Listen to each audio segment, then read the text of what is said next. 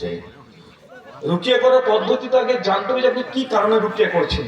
রুকিয়া করে খাস কোনো পদ্ধতি নেই, কি সমস্যা সেই সমস্যাকে সাপেক্ষে আপনাকে রুকিয়া করতে হবে। সূরা বাকারা 103 নম্বর আয়াত খুলবেন, নবী সুলাইমানের ঘটনা আলোচনা করা আছে যে সুলাইমান কুফরি করেনি, বরং ওই যে শয়তান ওরা কুফরি করেছে। এই আয়াতের ব্যাখ্যা ইবনে কাসির রাহিমাহুল্লাহ আলোচনা করতে গিয়ে বলেছেন, এবং সেই মুসলিমের হাদিস নাম্বার 3119-এ ইবলিস প্রতিদিন সকালবেলাতে একটা সিংহাসনে করে বসে থাকে, তারপর সব তার সঙ্গপাঙ্গ বাচ্চা যেগুলো আসে সারাদিন কি কি কাজ করছে সে বলতে থাকে। আজকে একটা মানুষকে ঘুষ খেয়েছে, ইবলিস খুশি হয় না, ও তাই, আচ্ছা ঠিক আছে যা, তুই কি বলেছিস রে? আজকে তো আমি একটা মানুষকে মার্ডার করে দিয়েছি। ও মার্ডার করেছিস? আচ্ছা ঠিক আছে যা যা দাঁড়া। মানে যত গুনাহ করাই শয়তান সব এসে ওই বড় শয়তান ইবলিসকে ওই সে হাজিরা দেয়। একটা ছোট্ট পিচকি শয়তান হয়েছে বলে, হে উস্তাদ আজকে আমি স্বামী স্ত্রীদের মারামারি বাঁধিয়ে দিয়েছি, ঝামেলা বাঁধিয়ে দিয়েছি, তালাক বন্ধ করে দিয়েছি। ওধারে বাপরে তাই বাপ কাল তাই বুকে চাপড়ে ধরে।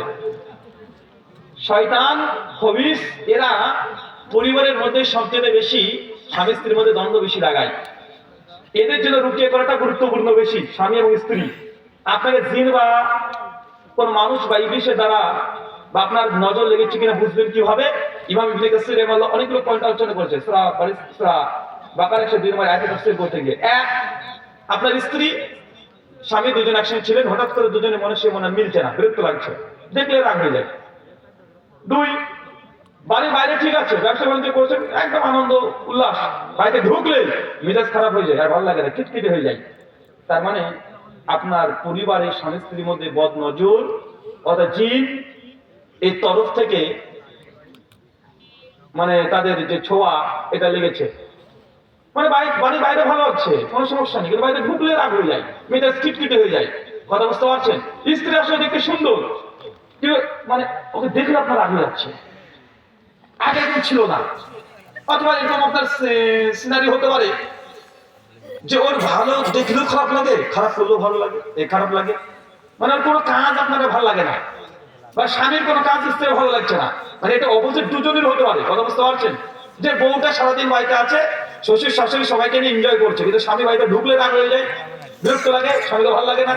তাহলে মেয়েটা পরে জিন তার আসার করেছে। কথা বুঝতে পারলেন?